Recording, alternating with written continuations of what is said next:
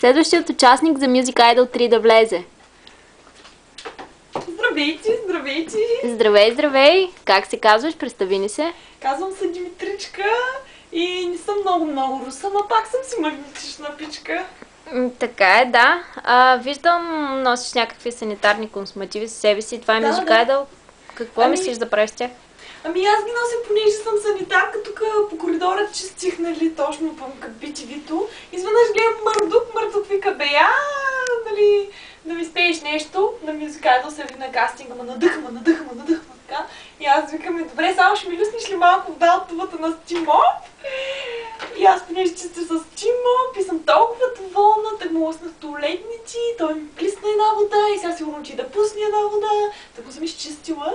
И съм много доволна, така почиствам, друг мъж не ми трябва.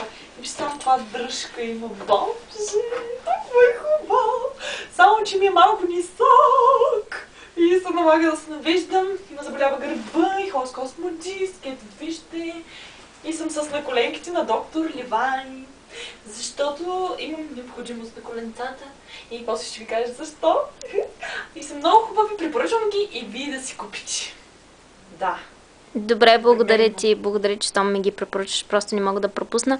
Но след като чуем някоя твоя песен, какво си ни подготвила днес? Ами, аз съм ви приготвила няколко песни, обаче как се казваха? Първата беше...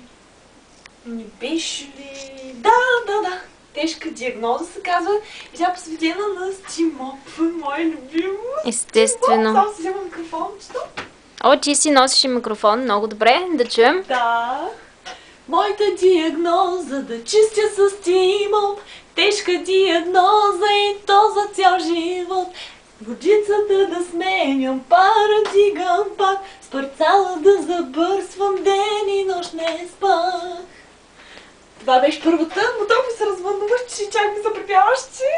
И ако ми позволиш, ще ви изпълня още едно пръченце. Ама естествено. И една трохичка, ако може.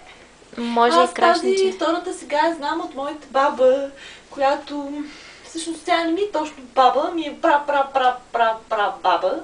И ме изпраща от отвъдното и получавам като шепот от отвъдното, ако ме разбираш. Много интересно да знам, че сте имали силна връзка с баба ти. Много, това е много хубаво. Но все пак да чуем песента. Много се притеснявам. Хайде ще. Хайде. Тя се казва Единствен ти. Как?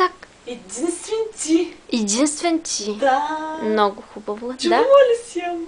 Сега ще чуя от теб просто тази интерпретация, ще е интересна. В живота има мръсота, но не с теб и не сега.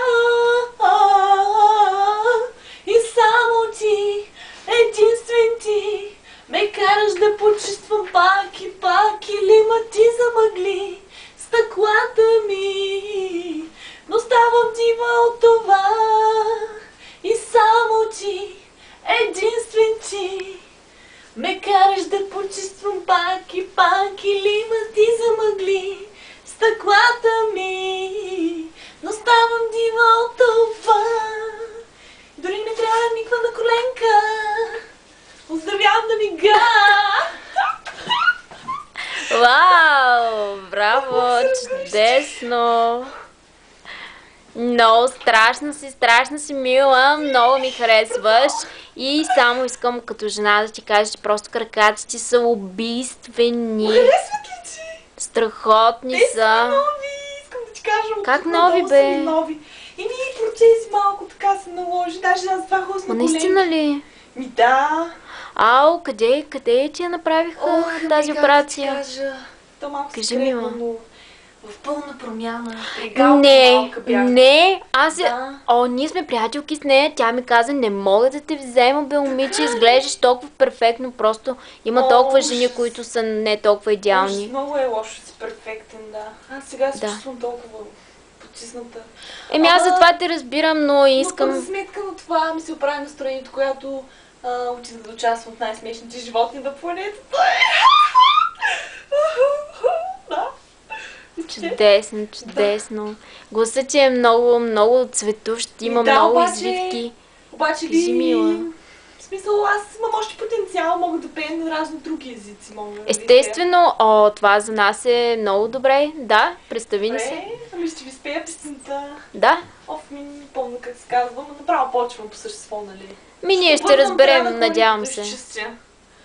I want to break free. I want to break free. I want to break free from your lies. You're so satisfied, I don't need you. Oh, I want to break free. God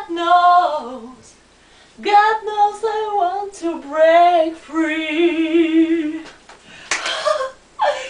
Това е. Браво, скъпа, чудесна си, много ми харесваш. Мисля, че ти си един невероятен бъдещ мюзик айдол. Наистина ли? Да, но зрителите имат последната дума. Зрителите имат последната дума, скъпа. Не се вълнувай толкова. Все пак, ние решаваме сега, после те решават. Такъв е живота. Чуждите хора определят съдбата ти. Така е, но сега ние определяме твоята съдба да дойдеш при нас в София и да видим какво ще направиш на театралният кръг. Виждам, доста потенциал има в теб. Толкова си радва! Чакай ме, скъпи! Ето лището, заповядай, взимай го и тръгвай. Това да не е второ. Това лище.